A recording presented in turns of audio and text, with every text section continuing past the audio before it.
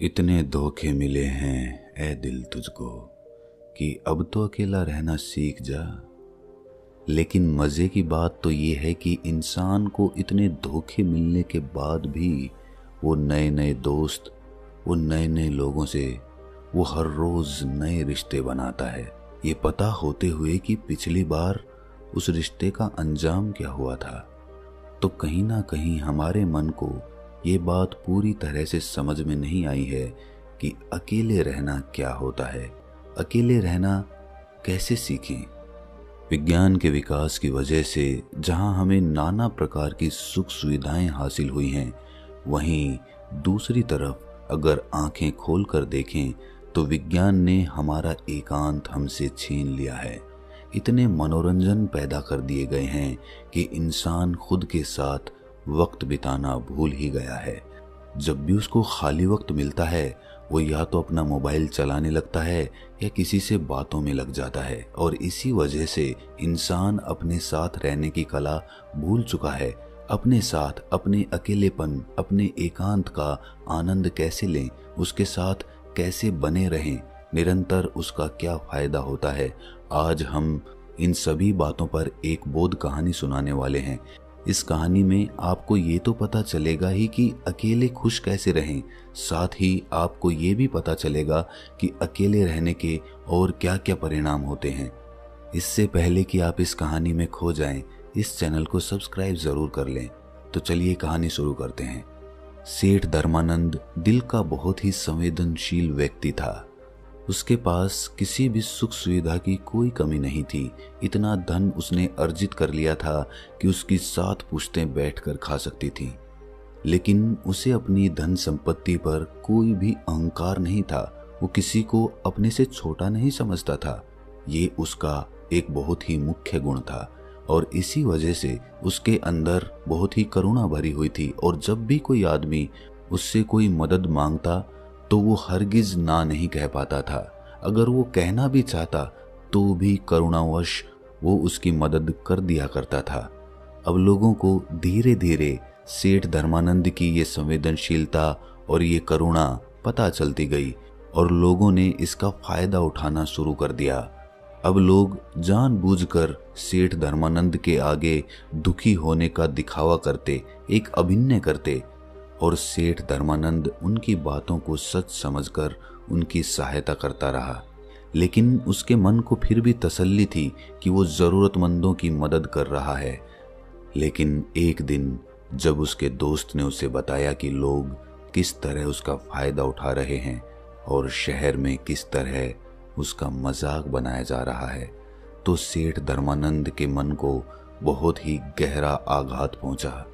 वैसे तो सेठ धर्मानंद के बहुत से मित्र बन चुके थे, लेकिन उनमें से कौन से मित्र सच्चे हैं और कौन कौन लोग मित्र होने का दिखावा कर रहे हैं, ये सेठ धर्मानंद के लिए जान पाना बहुत ही मुश्किल हो गया था। वो अक्सर लोगों की भीड़ भाड़ से घिरा रहता था। जब उसको अपने मित्रों और दूसरे लोगों की धोखाधड़ी का पता चला तो सेठ धर्मानंद ने निश्चय किया कि आज के बाद वो अकेला ही रहेगा। वो किसी से ज्यादा दोस्ती नहीं रखेगा और ज्यादातर समय अपने साथ ही बिताया करेगा। और इसीलिए अब बाहर के लोग सेठ की हवेली के दरवाजे के बाहर से ही लौटा दिए जाते थे। सेठ के दरबान किसी को भी सेठ के पास जाने की अनुमति नहीं देते थे। लेकिन कुछ समय अकेले रहने के बाद सेठ धर्मानंद का मन ऊबने लगा। अब उसे किसी महफिल की जरूरत थी। उसे अपने वो दोस्त याद आने लगे जिनके साथ बैठकर वो जीवन के मजे किया करता था। लेकिन तभी उसे ये भी याद आ जाता कि किस तरह उसके दोस्तों ने उसे बेवकूफ बनाया और करुणा का अभिनय करके उसका कितना सारा धन उससे ले लिया। इसीलिए वो चाहकर भी ऐसे दोस्तों की संगत नहीं चाहता था। लेकिन अब उसका मन अकेले में ऊबने लगा था। इसीलिए उसने अपने दोस्तों से संपर्क ना करके एक सत्संग में जाना शुरू कर दिया। उस सत्संग में ज्ञान की बातें हुआ करती थीं, ज्ञान के उपदेश हुआ करते थे और दूसरों के विचार भी सुने जाते थे। सेठ धर्मानंद को वहां जाकर बहुत अच्छा लगा, उसे बहुत आनंद मिला और वो रोज नित्य रूप से उस सत्संग में जाने लगा और ज्ञान के उपदेश सुनने लगा। सत्संग में अक्सर सेठ धर्मानंद अच्छे अच्छे वक्तव्य पेश करके अपने ज्ञान को भी जाहिर करता था और ये बात किसी से छुपी हुई नहीं थी कि तर्क वितर्क में सेठ धर्मानंद का कोई सानी नहीं है। लेकिन फिर भी सेठ धर्मानंद के मन में कोई भी आनंद की झलक नहीं थी। इतना ज्ञान होने के बाद भी वो अपने अंतर्ज्ञान से एकदम अलग था। इतना बाहरी ज्ञान होने के बाद भी वो अपने अंतर्ज्ञान से एकदम अछूता था और इसी वजह से उसके जीवन में आनंद की कोई झलक नहीं थी। अक्सर सत्संग के उपदेशों में ध्यान पर चर्चा हुआ करती थी। इस पर सेठ धर्मानंद वक्तव्य तो बहुत पेश करते थे, लेकिन उन्होंने ध्यान की तरफ अपना पहला कदम भी नहीं उठाया था। आपको चाहे सेब की सारी खूबी पता हो, सेब दिखने में ऐसा होता है, सेब का स्वाद वैसा होता है, सेब से ये फायदे होते हैं, लेकिन जब तक आप सेब को खाएंगे नहीं तब तक आपको उसका स्वाद नहीं पता चलेगा। यही बात सेठ धर्मानंद पर भी लागू होती थी।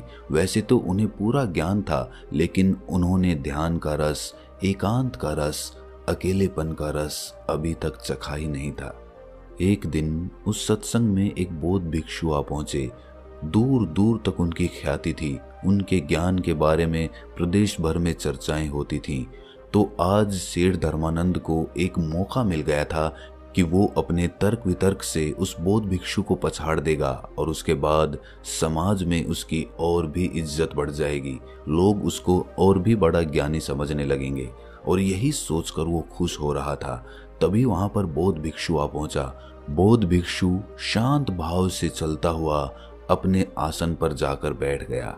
सेठ धर्मानंद सभी के तर्कों को काटकर अपना तर्क सबसे ऊपर रखते गए। उन्होंने सोचा कि एक बार ये बौद्ध भिक्षु तर्क वितर्क पर उतर आए, फिर देखो मैं इनके तर्कों को कैसे काटता हूँ। तर्क वितर्क होते रहे पर उस बौद्ध भिक्षु ने कुछ नहीं बोला। वो बस शांत भाव से मुस्कुरा रहा था। आखिर में जब सत्संग खत्म हुआ तो सेठ धर्मानंद से रहा नहीं गया और आखिर में उन्होंने बौद्ध भिक्षु से पूछ ही लिया कि मैंने आपके ज्ञान की चर्चा बहुत सुनी है, लेकिन आप तो सभा में कुछ बोले ही नहीं, आप तो एकदम मौन बैठे रहे। ये सुनकर बौद्ध भिक्षु ने मुस्कुराते हुए कहा कि आखिर में सारे ज्ञान को भूल जाना होता है। मेरे को आपके तर्क वितर्क पे कोई विवाद नहीं है। मैं तो बस अपने अकेलेपन का आनंद ले रहा था, अपने एकांत के रस में डूबा हुआ था। ऐसा नहीं है कि मैं तुम लोगों को सुन नहीं रहा था, मैं तुमको परिपूर्ण रूप से सुन रहा था, लेकिन मेरे मन में आपके प्रति कोई प्रतिरोध नहीं था।